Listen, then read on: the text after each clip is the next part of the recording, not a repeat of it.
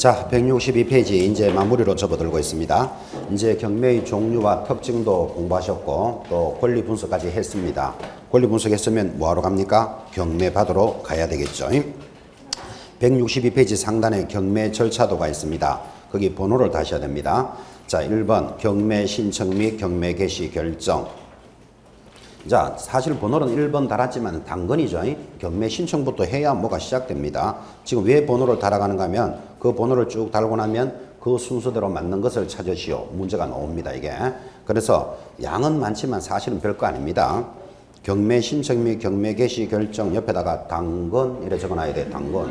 신청을 해야 시작하죠. 감각을 살리고 싶어서 물어봅시다. 경매 신청 누가 합니까? 채권자가 합니다. 채권자가. 그러면 경매 결정은 누가 합니까? 법원이 결정을 합니다. 그러니까 신청한다고 다 경매 받아주는 거 아니다. 이것도 이해하셔야 되죠. 법원이 결정을 하고 나면 2번 배당 요구 종기를 결정합니다. 아, 이제 중요합니다. 아, 경매가 시작되었다 하면 바로 따라 붙어야 되는 게 뭐다? 배당 요구 종기를 결정하는데 그 배당 요구 종기는 굉장히 중요한 내용입니다. 이 배당 요구를 해야 되는데 배당 요구는 이런 이야기입니다. 자, 이 물건이 경매 처분되었습니다. 이제 경매하기로 결정을 하면 배당을 요구하는데 내가 이 경매가 끝나고 나면 돈 받을 사람들이 신청을 해라. 지금 이 말이에요. 그런데 예전에는 12월 25일까지 첫 매각일이다. 그럼 이때까지만 경매를 신청하면 되었는데 지금은 배당 요구 종기가 언제로 바뀌었다? 첫 매각일 이전의 날로 정합니다. 그럼 이전이 언젠가면 12월 1일까지는 배당 요구할 사람은 배당 요구하시오. 이렇게 배당 요구 종기가 변경됐습니다. 자, 다시 묻습니다.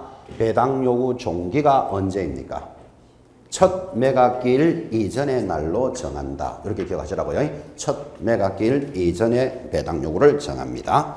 자, 그래서 거기 보면 내려와서 4번에 1번 보고 있습니까? 4번에 1번 두째 줄에 줄 거야 되죠. 종기는 언제다? 첫 매각기일 이전의 날로 정합니다. 시험에 뭐로 나온다? 첫 매각기일까지다 하면 틀린다 이 말이에요. 첫 매각기일 이전의 날로 정합니다.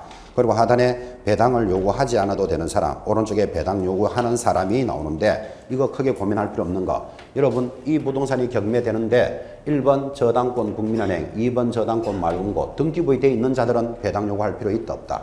없죠. 등기부가 다 인정을 해주잖아. 그죠? 그럼 등기가 되지 않는다 하더라도 배당을 요구해야 돼요. 예를 들면 확정일자 찍은 자, 최우선 변제 등기돼 있다 안 돼 있다? 안 돼 있겠죠. 이런 자들은 배당 요구해야 된다고. 그래, 등기돼 있다 안 돼 있다로 구분하면 된다 이 말이에요. 자, 다시 표를 보면서 3번 매각 준비합니다. 매각 준비 누가 하겠습니까? 법원이 이제는 매각 준비를 합니다. 배당 요구를 결정해 놓고 매각 준비라는 말이 오른쪽 163페이지 보시면 상단이 2번 부동산에 대한 물건의 현황을 조사하고 감정평가하고 최저 가격 등을 결정해서 5번 줄 것입니다. 입찰 물건 명세서를 작성합니다. 그거를 매물서라고 부르는데 이 매물서가 제일 중요한 서류입니다. 이 말이죠.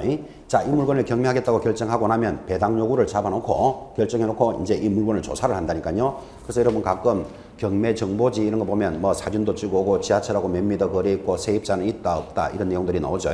이런 것들을 어디 기록한다? 매각 물건 명세서에 기록을 합니다. 매각 물건 명세서를 잘 보셔야 됩니다.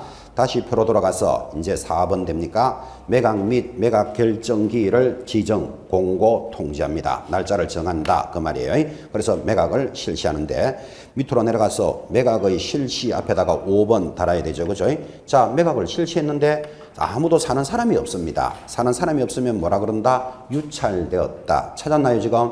유찰되면 다시 날짜 잡아야 되겠죠. 올라가는 것을 세매각 신경매 오늘 공부했습니다. 그리고 5번을 잘 보시고 자, 이제 매각을 실시했는데 이제 낙찰이 됐습니다. 그러면 6번 달아놓고 매각 허부 결정을 합니다. 자, 오늘 이런 말 했잖아요. 오늘 당신이 농지를 낙찰받았다고 해서 오늘부터 네 거다라고 안 해준다 그랬잖아요. 일주일이 지나야 농지증명을 들어온 걸 보고 허가를 해주겠다 이런 이야기잖아요. 그죠? 그래서 허가, 불허가 결정을 하는데 만약에 불허가 받았다 그러면 다시 올라가야 돼. 다시 날짜를 잡으러 가는데 불허가 받으면 뭐 한다 그랬죠? 세매각 신경매.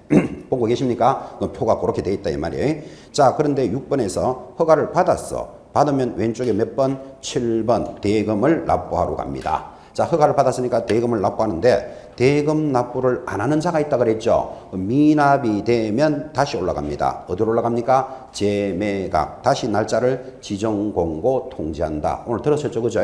그때 재매각은 이제는 보증금이 몇 프로로 올라간다? 20%로 탁 올라간다고. 그죠?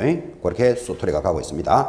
자, 만약에 7번 대금이 납부되었다면 그 다음에 옆에 몇 번? 8번 배당으로 가고 배당을 다 하고 나면 9번 만다 소유권 이전 등기 촉탁합니다. 그래서 1번부터 지금 9번까지 번호를 달았습니다. 자, 1번부터 9번까지를 확 섞어놓고 경매 절차가 옳은 것을 찾으시오. 이런 문제가 나오면 양이 굉장히 많죠. 그죠?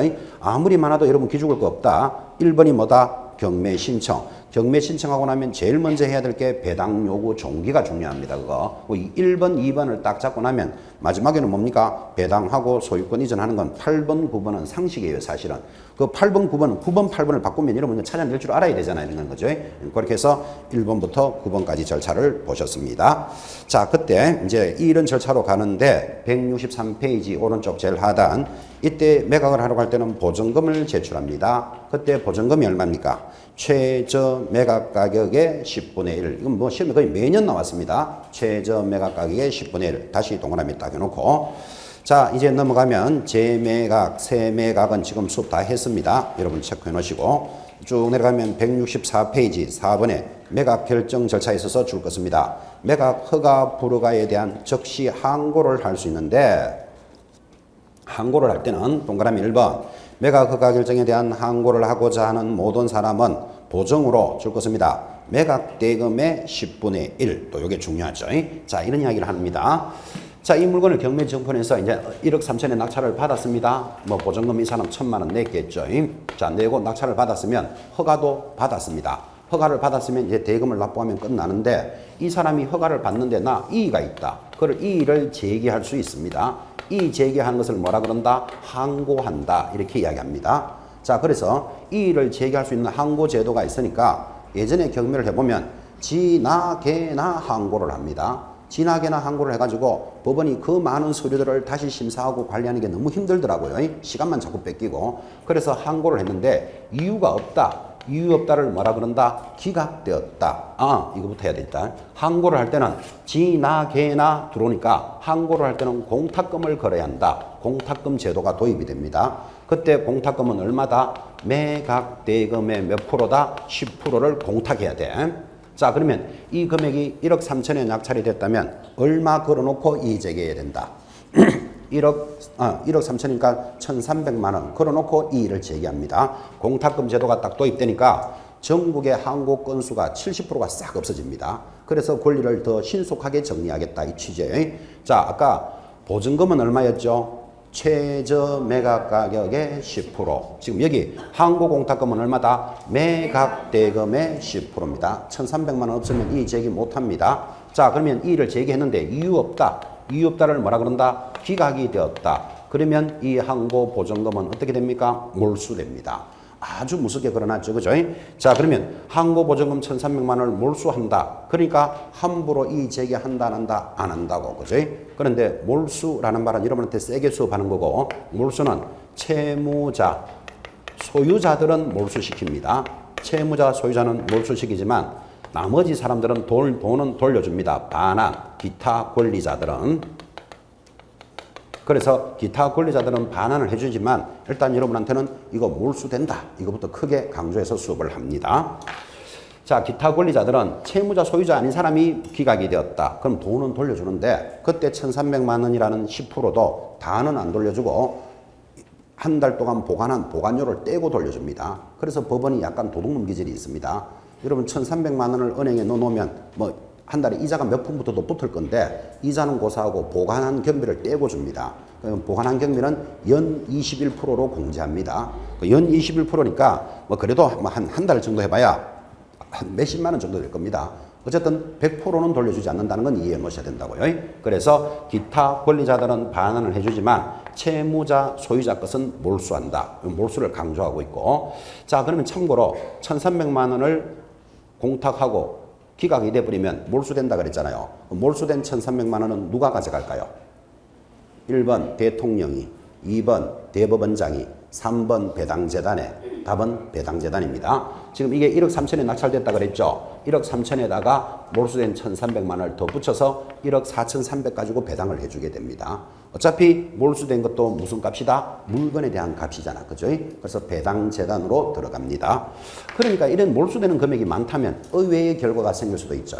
예를 들어서 이 물건이 낙찰받는데 1번 저당, 2번 저당권자, 3번 저당권자가 있다 치고 이 사람 3번은 딱 보니까 아, 낙찰된 금액을 보니까 1번, 2번 주면 나는 없네 이럴 수도 있잖아요. 근데 갑자기 네 1,000만 원 더 줄게 이렇게 나오는 수가 있다고. 뭐가 있기 때문에? 몰수된 경비가 있기 때문에. 그죠?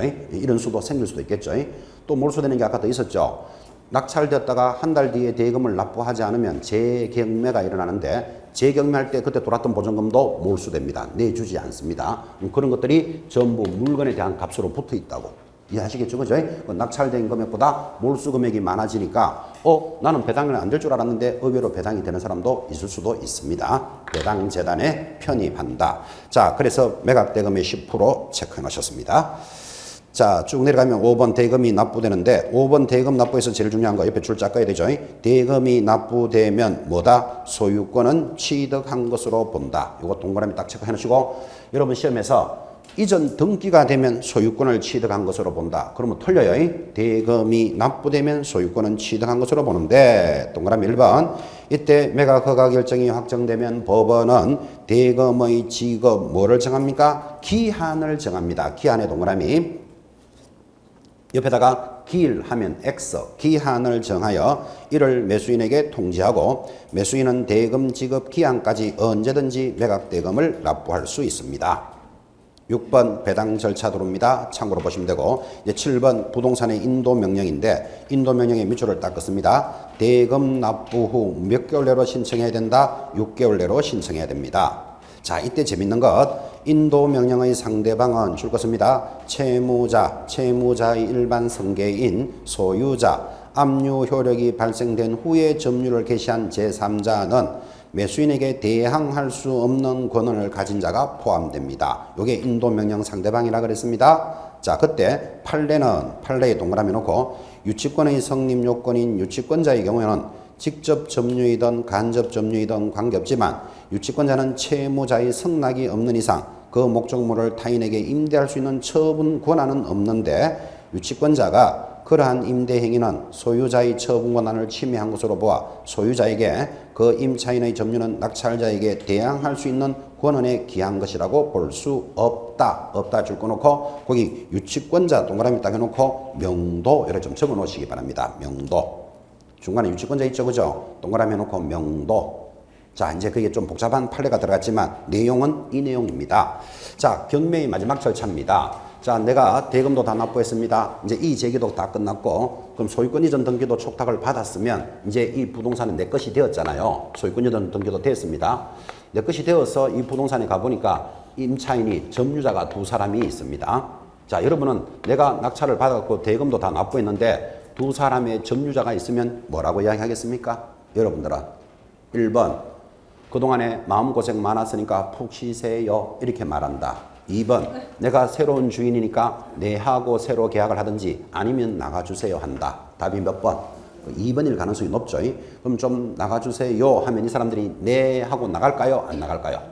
안 나갈 가능성이 많죠. 왜 안 나갈까요? 자기도 뭐 보증금 등의 손실이 발생했을 거니까 그럼 안 나가면 어떻게 해야 됩니까? 하니까 어떤 사람이 포크레인을 떡 들고 와가지고 우리가 확 집어내면 된다 안 된다? 안 됩니다. 그건 말도 안 되잖아. 그죠? 그래서 마지막을 정리하는 방법이 뭐다? 지금 읽었던 거 인도 명령을 신청하거나 명도 소송을 제기하는 겁니다. 자, 그러면 인도 대상과 명도 소송이라는 말이 나오는데 우리끼리 말할 때 인도 명령은 3주 만에 끝납니다. 간단하게 끝난다 이 말이에요. 그런데 명도 소송은 소송이니까 최소한 1년은 갑니다. 최소 1년입니다. 소송이라는 것은 1심, 2심, 3심 막 올라가면 5년까지도 갈 수도 있는 거예요. 자, 그러면 이 개념을 잡았다면 여러분이 이 물건을 낙찰받았는데 여기는 A, B가 인도 대상이면 좋겠다, 명도 대상이면 좋겠다. 상식적으로 인도 대상이어야 됩니다. 만약에 두 사람 다가 명도 대상이다, 이거 안 받는 게 낫습니다. 얼마나 시간과 경비가 많이 추가하게 되겠어요. 그래서 경매를 딱 진행해 보면 경매 선수들은 뒤를 봅니다. 끝나고 난 뒤에 이 사람들을 어떻게 정리할 것인가. 이거는 선수들이 보는 눈이고 경매 초보자들은 앞을 봅니다. 요거 1억 3천 적을까? 2,950 적을까? 100만 원 더 적을까? 요거 고민한다고.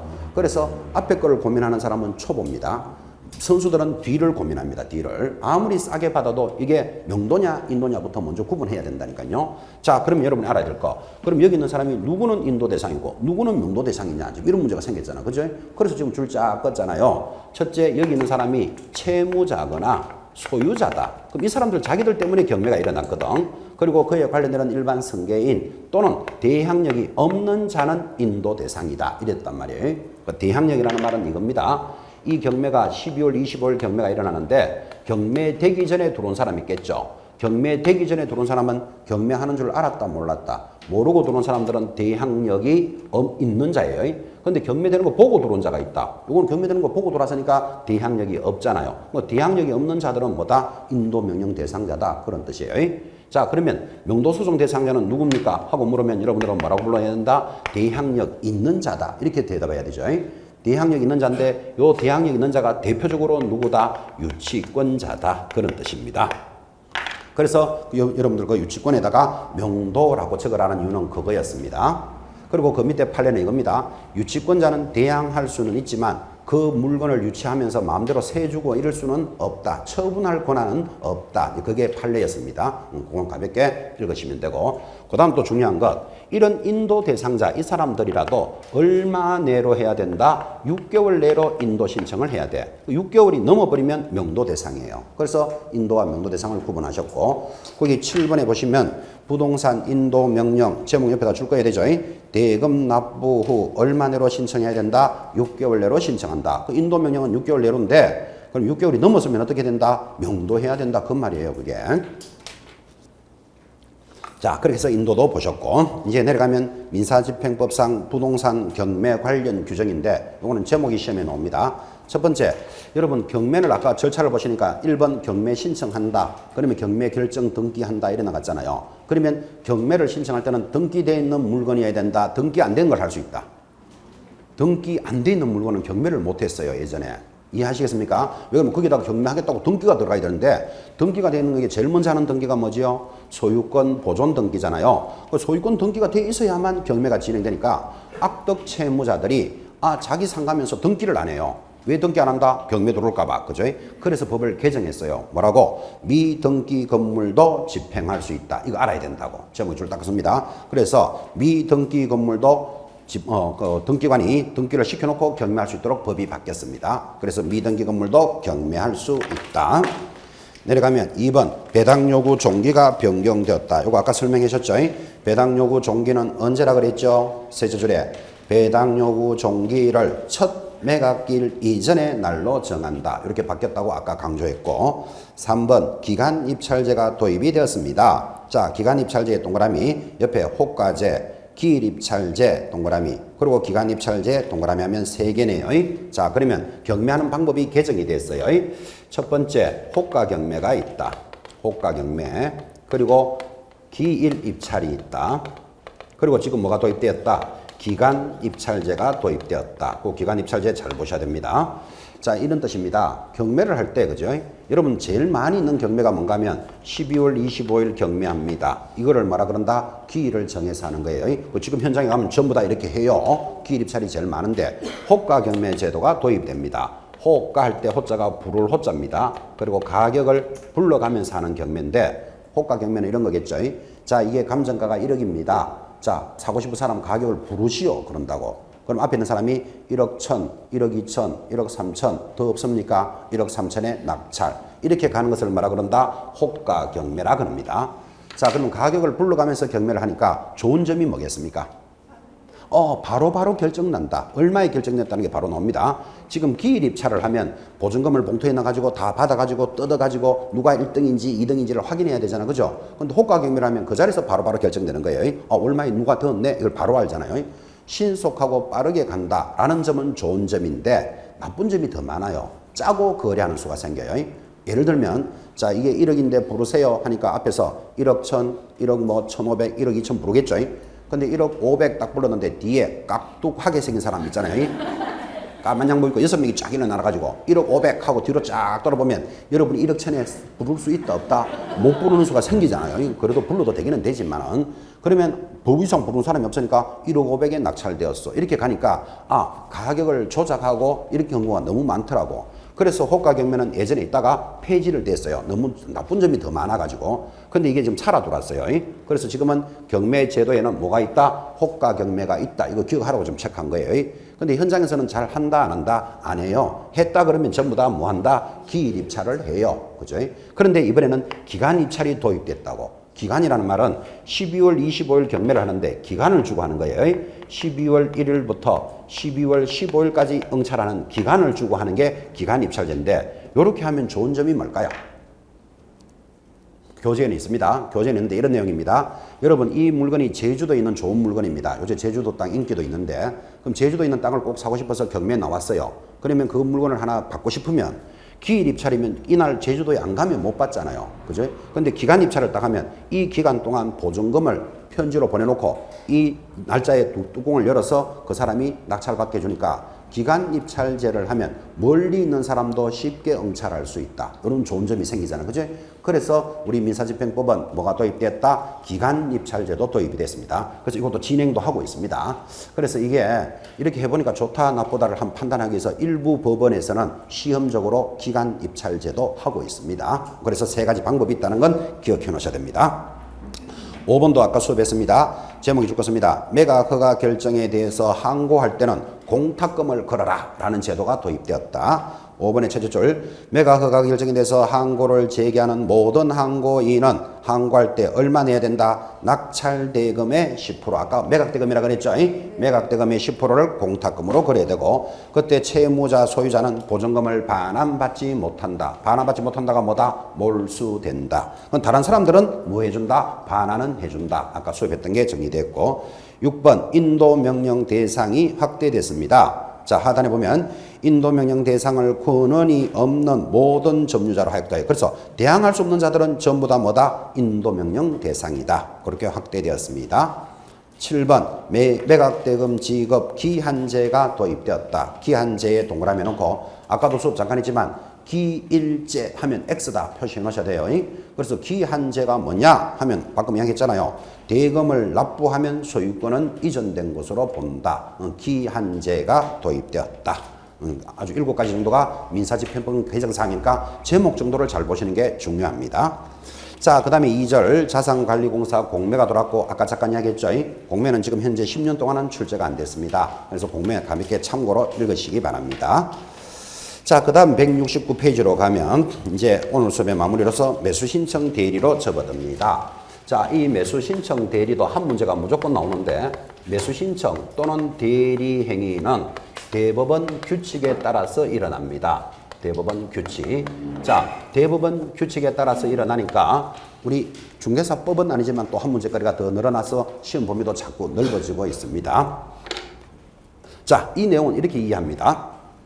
매수신청 또는 대리행위다 라는 말은 이겁니다. 이 부동산이 경매에 나왔습니다. 자, 이 물건이 경매에 나왔으면 여러분들이 마음에 들면 경매를 받으면 됩니다. 받으면 되는데 여러분들은 경매에 대한 지식이 약하다고 보고 전문가인, 뭐 별로 전문가도 아니지만 개공사에게 이 물건을 받아주세요 하는 것을 매수신청한다 그럽니다. 그러면 이 개공사가 손잡고 가서 물건을 낙찰받게 해줍니다. 그리고 개공사는 뭐 받을까요? 수수료 받으면 되겠죠. 자, 그런데 매수신청 대리라는 말은 이 물건을 경매하는 날 저 손님이 경매법정에 갈 사정이 안 됩니다. 뭐 결혼식에 참석한다, 뭐 여러 가지 이유가 있다, 그죠? 그러면 개공사가 저 사람을 받아줄 수도 있습니다. 그를 뭐라 부른다? 매수신청 대리도 할 수 있다, 그죠? 자, 그런데 이게 왜 중요한 의미인가 하면 이 매수신청이나 경매 사건은 전부 소송 사건이거든요. 왜 소송인가 하면 저 사람이 돈을 안 주니까 지금 경매가 진행됐잖아. 그죠? 그래서 소송 사건을 대리하는 사람은 우리나라의 자격증이 변호사 자격증밖에 없어요. 그래서 소송 사건을 대리하는 사람 누구? 변호사예요. 그런데 경매 사건에 대해서는 개공사도 대리를 하도록 해줬어요. 그러니까 누가 배 아프다? 변호사들이 배 아파야 되겠죠. 자기들만이 할 수 있는 일을 경매 사건에 대해서는 개업 공인중개사도 대리 행위를 한다니까요. 그래서 살짝 배가 아프니까 단서를 걸었어요. 개공사들이 할 때는 대법원 규칙에 따라서 경매업무를 해야 된다. 그래서 대법원 규칙을 공부해야 되는 거라. 그죠? 한 문제거리가 딱 들어옵니다. 자, 그래서 지금 말로 설명했던 것이 위에 서론으로 정의되어 있고, 이제 내려가면 등록 신청자와 등록 기간인데, 첫째 줄, 경매 물건에 대한 매수 신청 대리인이 되고자 하는 개공사는 개공사의 동그라미. 아주 중요한 말이죠. 그러니까 매수 신청 대리는 누구만 한다? 개공사만 합니다. 옆에다가 소공사 X 적어 놓으셔야 돼요. 소공사는 자격증이 있죠. 있어도 뭐 할 수 없다. 경매 못 합니다. 개공사는 마지막 줄에 지방법원장에게 매수신청 등록을 하여야 한다. 지방법원장에게 매수신청 등록합니다. 자, 이런 이야기를 하고 있습니다. 자, 여러분들이 자격증을 열심히 공부하셔서 따면은 자격증을 취득한 자가 언젠가는 중개업을 하시겠죠. 자, 중개업을 하려면 뭐 배웠습니까? 그냥 자격증이 있으면 중개업을 합니까? 등록해야 됩니까? 등록해야 된다. 그런 거 있습니까? 자, 등록은 어디 가서 합니까? 사무소가 있는 시장, 군수, 구청장에 등록을 하면 며칠 만에 등록해준다? 7일 만에 해준다. 이런 수업을 들으셨잖아요. 그죠? 자, 그러면 등록을 딱 하면 뭐가 된다? 개공사가 되잖아요. 개공사가 된 자가 나는 지금부터 경매 업무도 하겠다. 경매 업무를 하려면 뭐 해야 된다? 등록해야 된다. 지금 이렇게 들어왔다고요. 어디 가서 등록합니까? 지금 줄 것이잖아요. 지방법원장에게. 됐죠? 스토리가 느낌이 옵니까? 그래서 나중에 여러분들은 자격증을 따가지고 합격하시면 중개업만 하겠습니까? 경매 업무도 하고 싶다. 경매 업무 하는 게 좋습니다. 자격이 있는데 왜 못합니까? 그런데 자격증을 따가지고는 나는 경매 업무만 하겠다. 이거는 된다, 안 된다? 안 돼. 개공사가 되어야만 경매 업무를 한다니까. 그래서 중개업만 하겠다. 그럼 이거 등록 안 해도 돼요. 이해하시겠죠? 느낌. 근데 하는 게 좋다 그랬죠. 못하는 사람도 있는데 왜 할 수 있는 걸 안 합니까? 그래서 등록을 하되 어디 가서 등록한다? 지방법원장에게 등록을 한다. 자, 등록 요건 거기 2번 1번 넘으면 공인중개사거나 법인일 것. 우린 이 말을 뭐라 그런다? 자격증이 있을 것. 이 말이 자격증 없으면 못해요. 대표적으로 누가 못한다? 부칙 6조는 경매 업무 못합니다. 2번 사무소를 등록할 것. 등록하라는 말은 개공사가 돼 있어야 된다 이 말이에요. 그러니까 소공사가 할 수 있다 없다? 못한다고. 그리고 경매에 관해서 교육을 받아야 되겠죠. 실무교육 이수할 것. 그리고 보증보험 등에 가입할 것. 그리고 신청 수수료 들어옵니다. 자, 신청 서류까지는 볼 필요 없고 내려가면 신청 수수료 들어옵니다. 2번 매수 신청 수수료는 공인중개사는 얼마? 2만 원 동그라미. 법인은 얼마? 3만 원. 이거는 뭐 시험용이라기보다는 여러분이 알고는 계셔야 돼요. 나중에 등록을 하면 개공사가 되지요. 그때 경매 업무 할 때는 얼마 있어야 된다? 2만 원 있어야 돼요. 없으면 경매 못 해요. 법인은 얼마? 3만 원을 수입인지로 납부합니다. 자, 그리고 내려가면 실무교육을 이수해야 됩니다. 자, 실무교육 아까 이런 말 들었나요? 우리 중개업을 할 때도 교육 받았죠. 중개업을 할 때는 첫째, 자격을 취득할 것. 2, 실무교육을 이수할 것. 3, 사무소를 확보할 것. 들으셨잖아요. 그 중개업을 하려면 교육 좀 받아야 된다니까요. 그러면 경매 업무도 할 때는 뭐 받아야 된다? 실무교육을 좀 받아야 안 되겠습니까? 경매에 대한 교육을. 근데 여기서 시험에 나오는 것, 우리 중개업을 할 때 실무교육은 누가 실시합니까? 모든 교육은 시도지사가 실시한다. 그죠? 근데 경매 업무는 누가 합니까? 하니까 둘째 줄에 법원 행정처장이 정하는 기관에서 실무교육을 받습니다. 이런 게 시험용입니다. 이때 법원 행정처장을 시험에서는 뭐라고 나오는가 하면 지방법원장이 정하는 기관. 그러면 틀려요. 그죠? 그래서 법원 행정처장 체크해 놓으시고 오른쪽에 교육시간 이런 거 볼 필요 없습니다. 이제 5번 업무 보정 설정하라 그랬죠. 자, 요거 5번을 이야기하려면 또 이것도 물어봐야 된다. 중개업을 할 때 보정을 법인은 얼마 가입하고 2억 들었습니까? 분사무소 얼마? 1억. 공인중개사 얼마 가입하고 1억 됐죠. 부칙 6조 얼마 가입하고 1억. 이거 공부하셨죠? 근데 이자가 나 경매 업무도 하겠다. 그럼 별도로 보정을 설정해야 돼. 법인은 얼마? 2억. 똑같아요. 금액이. 분사무소 1억. 공인중개사는 얼마예요? 1억. 부칙 6조는요? 경매할 수가 없다. 그죠? 자, 그러면 스토리가 이렇게 가나요? 법인이 중개업도 하고 경매 업무 하려면 모두 얼마 가입돼 있어야 된다? 4억. 금액이 똑같아요. 이거 기억해놔야 돼요. 공인중개사 중개업을 하면서 경매 업무도 하려면 얼마 가입해야 된다? 2억. 됐죠? 부칙 6조는 경매는 못해요. 그렇게 해서 보정을 설정하고 영업한다. 자, 그리고 이제 제일 중요한 단원이 들어옵니다. 6번 내려오면 매수 신청 대리인의 업무 범위, 그건 무조건 별표입니다. 자, 업무를 할 수 있는 범위가 모두 몇 개가 준비되어 있다? 7가지. 그죠? 시험에 빠진 적이 한 번도 없습니다. 171페이지 하단에 있습니다. 무조건 별표해 놓으시고. 자, 지금 이제 이렇게 등록을 하고 경매 업무를 할 수 있다 그랬죠? 그때 경매 업무를 할 때 할 수 있는 업무의 범위가 어떻게 되느냐 하고 들어왔는데 업무의 범위가 모두 몇 개? 7개가 있다 이 말이에요. 이거는 무조건 시험에 들어오는데 이 7가지를 다 암기한다? 이건 무리고 암기 안 해도 저절로 알 수 있어요.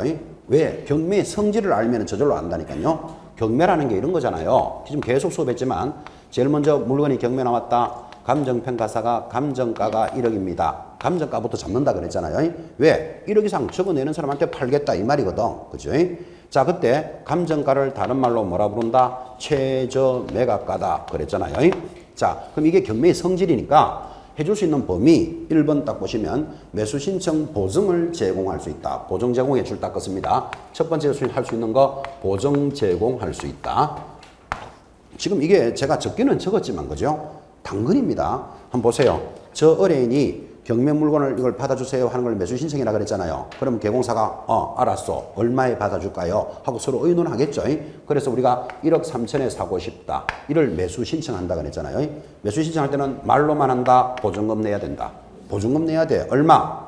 최저 매각 가격의 10%. 그러니까 1,000만 원 내야 되죠. 이 보증을 제공할 수 있다. 이 말이에요. 그러니까 결국은 보증 제공을 못한다 이 말은 경매 못한다라는 말하고 같아지니까 제가 적게는 적었지만 당근이다 이 뜻이에요. 보증금 1,000만 원 제공하는 것을 개공사가 할 수 있다. 또 이렇게 설명하니까 또 어떤 사람 또 오해하는 사람이 있어요. 그럼 개공사가 1,000만 원을 갖다 내놔야 됩니까? 돌았습니까? 여러분 이 물건을 누가 삽니까? 개공사가 산다? 저 의뢰인이 산다? 지금 의뢰인이 사잖아. 그걸 의뢰인 거 받아가 갖다 내릴 수 있다 이 말이에요. 이거를 보증 제공한다니까 개공사가 1,000만 원씩 들고 있어야 되는가? 아니지. 그죠? 사는 사람이 의뢰인이 사잖아요 지금. 그거를 제공할 수 있다. 당근입니다. 당근. 자, 경매의 성질을 보시면서 두 번째 더 당근은 입찰표 작성 제출할 수 있다. 입찰표 작성하고 제출할 수 있는데 옆에다가 뭐 적어놔야 된다? 더 당근. 그죠? 더 당근. 왜 그러냐면 입찰표를 작성 제출 못하면 대리인이 못 해주잖아요 지금. 그 적기는 적어도 당연한 거란 말이에요. 7개를 외우는 게 아니라니까 이게. 그죠? 자, 그 다음에 세 번째, 네 번째 할 수 있는데 네 번째부터 합시다. 네 번째는 이겁니다. 자, 1억 3천에 매수 신청을 우리는 했습니다. 그런데 어떤 사람은 1억 3,500에 적어내는 사람도 있다 없다 있겠지. 이 사람도 보증금은 얼마? 1,000만 원 냈을 거예요. 자, 그러면 우리는 저 의뢰인하고 개공사가 1억 3천에 적어냈는데 1억 3,500이 있다면 우리는 못했다? 나가래 되었다. 나가래 되는 거 이해하시겠습니까? 적어낸다고 다 된다는 보장은 없잖아. 그죠? 자, 나가게 되면 어떻게 해야 되겠어요? 여러분 같으면 1. 펑펑 운다. 뭐 울긴 또 왜 우는데 경매 물건은 많고도 많은데 보증금 받고 집에 간다. 답이 몇 번? 보증금 받고 가면 되지. 그죠? 그래서 네 번째 보증금 반환을 개공사가 할 수 있다. 그거 당연한 이야기잖아요. 그죠? 자, 그런데 3번 미련이 남습니다. 무슨 미련이 남는가 하면 아까 보셨죠? 1억 3,500에 1등을 한 사람이 이제 1,000만 원 빼고 1억 2,500을 한 달 만에 납부하라 그랬잖아요. 그 한 달 만에 납부하면 소유권은 이전된 것으로 본다. 이렇게 공부했는데 한 달을 기다렸는데도 마지막에 돈 안 내는 사람 있죠? 왜 안 냈죠? 뭐 형편이 안 좋거나 생각이 바뀌었거나 그죠? 그러면 뭐 한다 그랬죠? 다시 날짜를 잡아서 재경매한다 그랬다고요. 그러면 또 시간이 많이 흘러간다 그랬잖아요. 그죠? 그래서 그러면 2등이 미련이 남았으면 이 사람이 대금을 안 내면 내가 된 걸로 해주세요. 그를 뭐라 그런다? 차순위 매수 신고도 할 수 있다. 차순위 매수 신고는 하고 싶으면 하고 안 하고 싶으면 안 해도 되는 거예요. 자, 지금 7가지 중에 4가지를 적었는데 이게 왜 오는 겁니까? 경매의 성질이지. 해줄 수 있는 범위 첫째 뭐? 보증 제공할 수 있다. 두 번째 입찰표 작성 제출할 수 있다. 세 번째 나가래 되면 미련이 있으면 차순위 매수 신고하고 미련이 없으면 보증금 받고 나가는 것까지 해줄 수 있다. 그 당연한 이야기를 지금 하고 있는 거예요. 자, 이때 차순위 매수 신고가 들어오는데 지금 실전에 나가보면 차순위 2등이 매수 신고 잘 할까요? 안 할까요? 거의 안 합니다. 90% 이상 안 합니다. 이제 이렇게 되겠죠. 이 아파트가 경매 나왔다. 그러면 관심 있는 사람은 매수 신청하세요. 받아줍니다. 한 20명이 적어냅니다. 20명이 적어냈다는 말은 많이 적어냈다 이 말이에요. 그러면 많이 적어내면 대대로 가격이 올라간다 내려간다. 올라가야 당첨될 확률이 높겠죠. 요즘 아파트는 한 20명쯤 이렇게 응찰합니다. 인기 있는 물건은. 그죠? 응찰이 들어오는데. 자, 그러면 20명이 전부 뭐 1억 3천, 1억 3,500, 1억 4,500 막 다 적어냈겠죠. 그거를 집행관들이 20명 적어내는 걸 다 확인할 필요 있다 없다? 없어. 1등, 2등만 보면 되잖아. 그죠? 그래서 보증금을 하얀 봉투에 넣고 위에다가 나는 얼마에 매수하겠다는 금액을 적어놔요. 그러면 1억 3천, 1억 4천, 1억 5천 적어놨겠죠. 그 봉투만 딱 보고는 1등, 2등만 빼고 3등부터 20등은 다 나가래요. 그러니까 이 물건은 20명이 응찰했습니다. 이렇게 발표해 줍니다. 그리고 뭐 20명 다 나오시오 그래요. 그리고 1등 김갑동 얼마? 1억 3,500. 2등 1억 3천 이열순 씨. 나머지 분들은 봉투 받아가세요. 이래 되는 거예요. 그럼 3등부터 와가 주르르르 받아가는 거예요. 그래서 앞으로 여러분들이 경매법정에 가거든, 그죠? 대체적으로 경매를 발표할 때는 1번부터 오늘 10가지 물건이 경매 진행된다. 그럼 순서대로 1, 2, 3, 4, 5, 6, 7이 푸는 게 아니고 신청한 인원이 많은 것부터 먼저 불러줘요. 왜? 많은 것부터 먼저 불러줘서 싹 보내버려야지 법정이 조용해진다고. 이해하시겠죠? 경매 하나 받는데 친구, 대리인, 마누라 이렇게 관심 있는 사람까지 해가지고 한 사람 오는데 한 3명이 붙어와요. 그럼 20명이 응찰했다. 대충 한 60명이 버글버글 앉아있어요. 관심 있는 사람들이. 그죠? 그러니까 빨리 많이 들어온 것부터 발표하고 보내버려야지 그 사람들이 쑥 빠지잖아. 그죠? 그래 이게 조용하게 진행되잖아요. 대체적으로 번호 순서대로 하는 게 원칙이지만 응찰 인원이 많은 것부터 해요. 그럼 여러분들은 내가 8번에 응찰을 했으니까 한 8번째쯤 돼서 이제 발표하겠지. 그래가지고 밖에 놀러 다니고 있으면 안 돼. 놀러 다니다가 와보니까 끝났네. 이래 되면 안 된다니까. 그죠?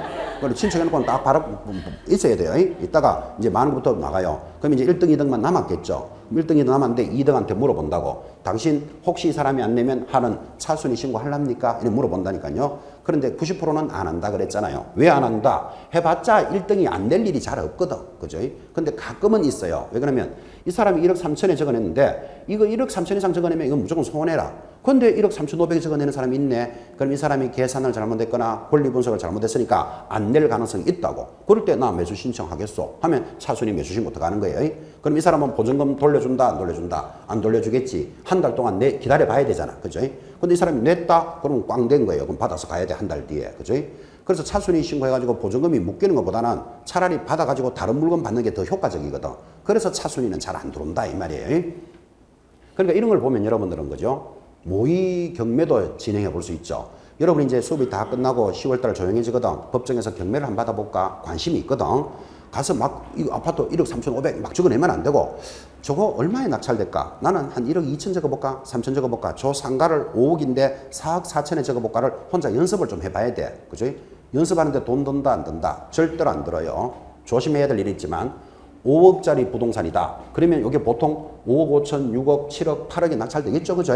그 나는 잘 모르지만 저거 내 마음으로는 저거 4억 5천에 적으면 좋겠다. 그럼 내가 4억 5천을 적었을 때 이 과연 당첨이 되나 안 되나를 연습을 해봐야 감각을 살리잖아요. 그때 적어낼 때는 높게 적어내야 된다. 낮게 적어내야 된다. 일단 내 마음은 4억 5천이지만 적어낼 때는 한 3억 툭 떨어지게 적어놔야 돼요. 만약 1등 했다. 그럼 조져버려요. 1등 해보면 2등까지는 괜찮아요. 2등은 하더라도 나 하기 싫소 이러고 나가버리면 되는데.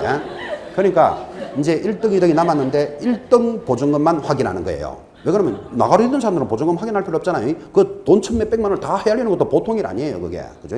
보통 수표로 가져오세요. 이런 사람도 있지만 현금 들고 오는 사람도 있어요. 그러면 보증금이 1,000만 원이다. 1,000만 원부터 하시는 거 장난 아니잖아. 그죠? 그래서 은행 개수기 같은 거 다 있어요. 돈 세알리는 기계도. 그죠? 그래서 보통이면 자기 압수표를 좀 내세요. 하지만 뭐 현금 갖다 내겠다는데 뭐 어떡할 거라. 그죠? 근데 다 돈을 확인한다, 난다, 안 해. 1등만 확인하는 거예요. 1등이 당첨됐으니까 기준이 맞는가 한번 보면 되지. 나머지는 볼 필요 없잖아. 그죠? 그러니까 나중에 여러분들이 어떤 물건을 모의 응찰할 때는 1,000원짜리 하나만 딱 넣으면 돼. 너무 안 넣으려 그러니까 막 팔랑팔랑 그러니까 그죠? 1,000원짜리 하나 딱 넣고 나가려 되면 그냥 받아가면 되는 거예요. 그건 열어보지도 안 해요. 근데 1등 됐다. 이제 난리 나는 거야. 갑자기 1등 돼버렸다. 그래가지고 봉투를 딱 열어보니까 1,000원 들어가 있네.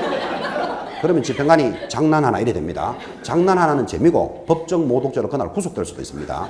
이 법정을 모독하고 경매방해죄, 업무방해죄거든 이게. 그죠? 조심하셔야 됩니다 이게. 그런데 이거 잘 실수를 해요. 금액을 적어낼 때 1억 3,500 저도 그렇지만 이거 다 못 적어내요. 동그라미 이게 3,500인지 이게 동그라미 하나하나 다 쳐야 돼요. 1억 3,500 이런 거 없어요. 이런 거 없어요. 그러니까 하나를 다 적어내는데 이 금액은 중요하기 때문에 만약에 하나를 수정했다. 그럼 이거는 무효예요. 당첨되더라도. 그래서 금액이 잘못 적어냈으면 반드시 새로 받아서 새로 써야 돼. 금액은 절대로 정정 안 해줘요. 부조리의 이유가 있기 때문에 그래요. 근데 1억 3,500 이렇게 안 적어내고 또 1억 3천 이렇게 적어내면 좀 쉽지만 이래 안 적는다니까요. 동그라미 다 찍어야 된다니까요. 그럼 동그라미 하나 탁 더 찍어보면 13억 돼버려요 이제. 그렇죠? 그러고 갑자기 일등되는 수가 생긴다고 이게 자주 발생해요. 이걸 하나하나 다 적기 때문에 그래요. 그래서 나중에 경매할 때 금액은 2번, 3번 확인하셔야 돼요. 실수하면 큰 손해가 오기 때문에. 그죠? 그렇다 치고. 자, 미련 있으면 차순위 받아주는데, 자, 시험용으로 차순위는 아무나 받아주는 게 아니고, 2등을 했다고 되는 게 아니고, 최고가가 얼마다? 1억 3,500에서 보증금을 뺀 금액보다 높게 적어내고 2등 해야 돼요. 그러면 1억 3,500에 1,000 빼면 얼마? 1억 2,500 이상 적어내고 2등 해야 되니까 우리는 차순위 자격은 되죠. 그죠? 그런데 1억 3,500이 1등이고 2등이 1억 1,000이었다. 이 사람은 2등이라도 안 된다 이 말이에요. 시험용으로 기억해놔야 돼요. 차순위 매수 신고는 최고가에서 보증금을 뺀 금액보다 높게 적어내고 2등 해야 돼. 우리 요 1억 3천은 당연히 지금 되죠. 그거 하나 주의하시고. 자, 이제 5번째 해줄 수 있는 거. 우선 매수인데 공유자 우선 매수 해줄 수 있고. 6번째, 임대주택에 대해서 임차인 우선 매수도 해줄 수 있다. 그래서 여러분들은 요 우선 매수하는 게 2가지가 있구나. 요거 하나 기억하는 게 몸에 좋습니다. 1, 2, 3, 4는 경매의 기본 성질이고, 그죠? 공유자 우선 매수, 임차인 우선 매수 해줄 수 있고, 7번, 이런 우선 매수에 대해서 차순위가 되는 행위를 포기하는 것도 할 수 있다. 권리의 포기는 말릴 사람 아무도 없어요. 내 권리를 포기하게 했다는데 말릴 사람 없다. 자, 그래서 이 매수 신청에서 제일 중요한 수업이 진행되었습니다. 경매해 줄 수 있는 범위, 보, 임, 차, 보, 공, 임, 포 꼭 기억해 놓으셔야 됩니다. 매년 시험에 나옵니다. 자, 그러면 해줄 수 있는 범위 7가지가 너무 많다 나는. 그러면 못 해주는 걸 한번 기억해 본다고요. 예를 들면 대금을 납부할 수 있다. OX, X. 여기 대금 납부라는 말은 없잖아요. 대금 납부 누가 해야 될까요? 권리자가 직접 해야 돼. 의뢰인이. 또는 오늘도 공부하셨지만 배당 요구를 할 수 있다. 이런 말 들으면 무조건 X예요.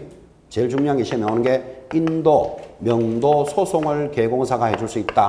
무조건 X예요. 그래서 지금 여러분한테 전달했는 거 해줄 수 있는 범위 7가지를 기억하든지 나 7가지 너무 어렵다. 그러면 못 해주는 거 3가지도 기억하시라고요. 시험에 나올 때는 해줄 수 있는 건 4가지에다가 못하는 거 하나 싹 들어오겠죠. 그죠? 자, 다시 대금 납부 누가 해야 된다고요? 의뢰인이 직접 해야 돼. 개공사가 해주는 거 아니에요. 배당 요구할 수 있다. X. 인도, 명도, 소송을 개공사가 해줄 수 있다. 무조건 X입니다. 해줄 수 있는 범위 7가지를 잘 보시면서 못 해주는 것 3가지도 한번 짚어봅시다. 제일 중요한 게 진행이 되었습니다. 그 다음에 넘어가면 172페이지 매수 신청 대리인의 보수가 들어오는데 그 보수 옆에는 적을 필요는 없다. 그게 7번의 첫째 줄. 매수신청 대리인 개공사는 매수신청 대리에 관해서 위임문으로부터 공인중개사 매수신청 등록에 관한 예규에서 정한 예규 동그라미 해놓습니다. 예규에서 정한 수수료 범위 내에서 받는데, 자, 지금 뭐라고 했는가 하면 예규 동그라미 하셨죠? 우리 매수신청 대리의 범위는 뭐다? 대법원 규칙까지가 시험 범위예요. 그런데 규칙 밑에 뭐가 있다? 예규가 있어요. 여기 예규에 경매 수수료가 붙어 있기 때문에 요거는 시험 범위에 안 들어가요. 그죠? 근데 시험 범위에는 안 들어가지만 여러분들이 내 경매 주고 대략 얼마 받을 수 있을까는 관심은 좀 가지셔야 되잖아요. 그래서 자료가 있으니까 참고로 보시면 됩니다. 자, 수업은 다 됐고 이제 내려가면 지금 중개업 등록과 매수 신청 등록의 비교표가 있는데 이 비교표 꾸준히 잘 읽어 놓으셔야 됩니다. 자, 이 공부했던 거 확인 한번 해봅시다. 그 표의 2번째 등록관청 중개업 등록 어디 가서 합니까? 사무소가 있는 시장, 군수, 구청장 하면 제일 밑에 줄에 며칠 만에 등록해 줍니까? 7일 만에 통지해 준다. 공부했는 거 좀 기억납니까? 자, 오른쪽 매수신청 대리 등록 2번 어디 가서 합니까? 사무소가 있는 지방법원장. 이렇게 신청을 딱 하면 제일 밑에 며칠 내로 해준다. 14일 이렇게 구분되겠습니까? 그렇게 표를 보는 내용이다. 그 말이에요. 오른쪽에 등록 전에 조치 수수료 납부. 자, 거기 7번 보시면 보정 설정 금액 똑같이 비교되어 있는 거 보고 계십니까? 이제 마무리 8번 별표. 자, 우리 중개업을 할 때 할 수 있는 물건, 중개업을 할 때 중개 대상물이 뭐죠? 중개 대상물. 토, 근, 입, 광, 공 5가지가 중개 대상물이죠. 자, 그러면 경매해 줄 수 있는 물건은 뭔데요? 그 표에 뭐라고 되어 있습니까? 자동 똑같아. 그 중개 대상물에 대해서만 뭐 해준다? 경매도 할 수 있습니다. 여러분 경매 법정에 가보면요. 자동차도 경매합니다. 비행기도 경매합니다. 경비행기 같은 거. 그 다음에 선박 이런 것도 다 경매하지만 개공사가 경매해 줄 수 있는 범위는 뭐에 한한다? 중개 대상물에 한한다. 그런 뜻이에요. 자동. 그죠? 뭐 고용인의 업무 수행. 10번도 중요하다. 자, 중개업은 소속 공인중개사 중개업 할 수 있다 없다? 할 수 있죠. 자기가 작성한 거래계약서를 작성 서명 날인할 수 있죠. 그런데 10번 오른쪽 보면 매수 신청은 반드시 누구만이 해야 된다? 개공사만이 해야 된다. 이거 굉장히 중요해요. 별표. 또 비교할 거 11번. 우리 중개업을 할 때 보존하는 거 3개 기억납니까? 지금 동그라미에요. 전속 중개계약서 몇 년? 3년. 확인설명서 3년. 거래계약서 5년. 이거 3개 보관해야 되잖아요. 근데 오른쪽에 보면 경매할 때는 2개를 더 보관해야 돼요. 확인설명서 몇 년? 5년. 사건카드 5년. 그래서 경매는 모두 다 5년이구나. 이렇게 또 통일을 딱 시켜봐요. 영수증 작성 의무 있다 없다 하시고 마지막 13번. 자, 우리 중개업을 할 때 업무 정지 기간은 얼마 내로 해야 되지요? 6월의 범위 내에서 업무 정지다. 들으셨습니까? 그런데 오른쪽에 매수 신청은 한번 봐요. 얼마나 긴지 줄 딱 껐습니다. 1개월에서 2년까지 업무 정지를 내릴 수 있습니다. 아주 독특하죠, 그죠?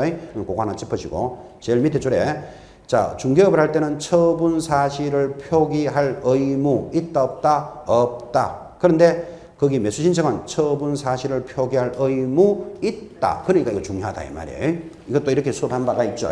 자, 여러분 중개업을 하는 자만이 경매 업무를 할 수 있다 그랬잖아요. 자, 그러면 중개업을 하다가 업무 정지를 받았으면 거기 사무소 출입문에다가 나 1월 1일부터 뭐 5월 31일까지 업무 정지 중 이런 거를 표시하라고 법에서 배웠다? 안 배웠다?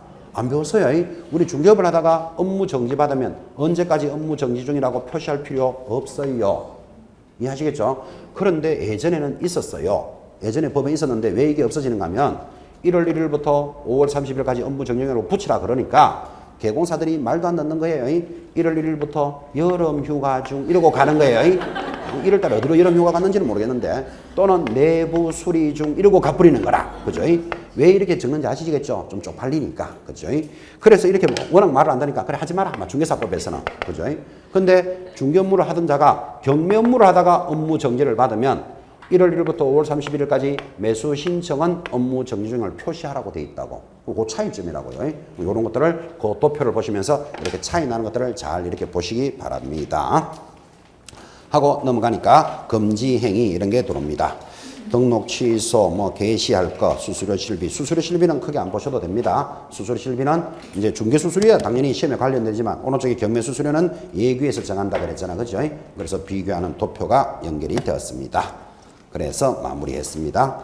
여러분 5월, 6월 첫 페이지부터 끝 페이지까지 다 가겠습니다. 해서 진짜 끝 페이지까지